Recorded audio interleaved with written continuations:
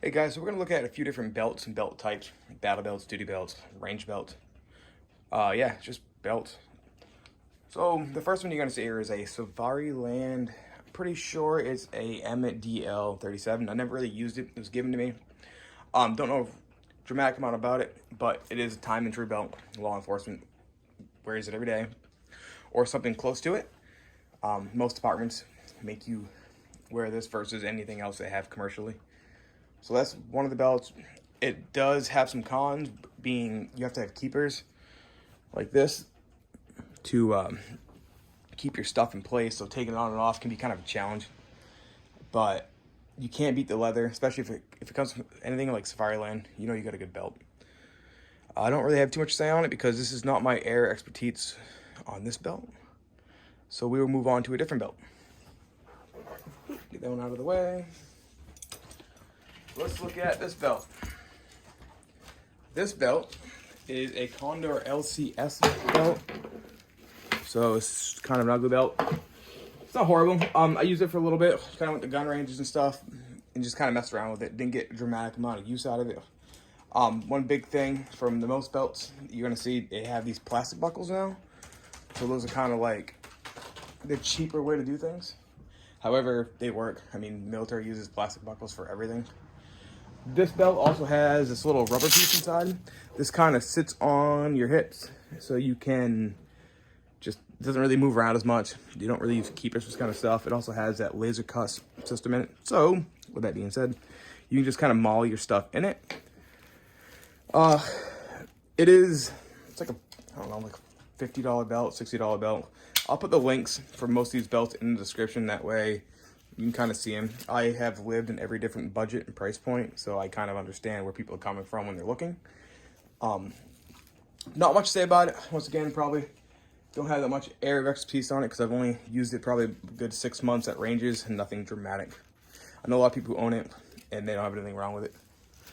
So moving on, you're gonna look at a Safe Life Defense belt. This one is like a traditional belt from Safe Life, like a regular duty belt. I wore this belt for about 9 months on duty. It's not broken. I just gotta kind of like leave that back in. This belt doesn't have any laser cuts or anything like that, so you can't molly things in. However, as much as it is kind of sucks to have, it's like $40 cheaper than the one they sell with the laser cuts in them or the molly webbening it. However, when you put your stuff on it, as long as you utilize your Velcro inner belt, which this does have, your stuff stays pretty good and secure in place. It does definitely not move around that much. I have had like my firearm stuff shift a little bit on it, so just pay attention when you put it on. Make sure you have everything where you kind of want it. This is not a bad option. Like I said, I wore it for 9 months. Have a little bit a better understanding of this belt versus the other two. So we'll move on to the next one. So the next one, I have 2 of these. The same belt. This is from Blue Alpha Gear. This is my range belt. Doesn't really get too much use, given I'm just always gone.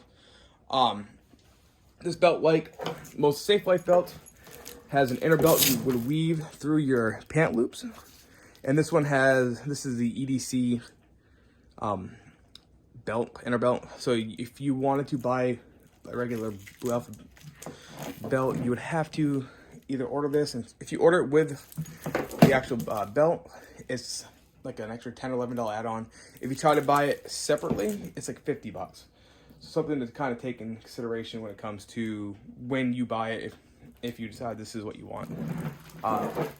It's a good belt. So far, it's been solid. This one doesn't get a lot of use, given I just have a different one of these, which I'll show you in a second. And yeah, this is like 137 bucks, give or take. Could be different now. I bought it a few months back before everything started getting jacked up in pricing. Which I should have mentioned with the Safe Life belt, but I didn't. Just like Safe Life belt, Cobra buckles, right? Or Alpine buckles, whatever they want to call them. I think Cobra is a brand name. Yeah, Alpine buckle. Yeah, that's exactly what it says, Cobra style. Anyway, great option. Really easy to lock in. I haven't had really any issues with these at all, and they're very snug and secure, and they don't really mess up on you. So the last belt I'll show you is the exact same belt. Exact same one. I just did. However, this is what I'm currently wearing for duty. I really don't need to go into the specs. It's black. The exact same belt from Blue Alpha Gear. Yeah, it's just more of a duty looking thing. I can say that I've had it since March, and it's now June, maybe late February.